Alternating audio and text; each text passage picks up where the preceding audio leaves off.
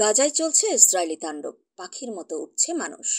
আর এদিকে লা লিগায় শিরোপার দৌড়ে বড় ধাক্কা খেল রিয়াল মাদ্রিদ। মাদ্রিদের জার্সিতে পেনাল্টি মিস করলেন ভিনিসিয়াস জুনিয়র, আর তার ওই পেনাল্টি মিসই গড়ে দিল ব্যবধান। নিজেদের মাঠ সান্তিয়াগো বার্নাব্যুতে ভ্যালেন্সিয়ার কাছে 2-1 গোলে হেরেছে কার্লো আনচেলত্তির দল।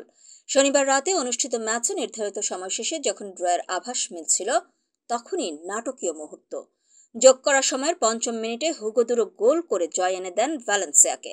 প্রথমার্ধের 13তম মিনিটে পেনাল্টি পেয়েছিল রিয়াল। স্পট কিক থেকে গোল করতে ব্যর্থ হন ভিনি।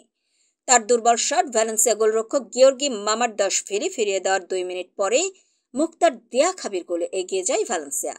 বিরতির পর 50তম মিনিটে রিয়াল সমতায় ফেরে সেই ভিনির সৌজন্যেই।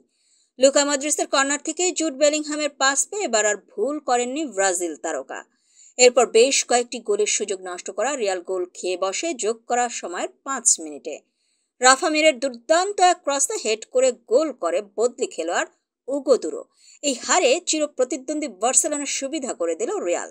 30 ম্যাচে 5টিতে হারা রিয়ালের পয়েন্ট 63, এক ম্যাচ কম খেলা বার্সার পয়েন্ট। রাতে রিয়াল বেতিসকে হারালে ব্যবধানটা 6 করে ফেলবে বার্সেলোনা।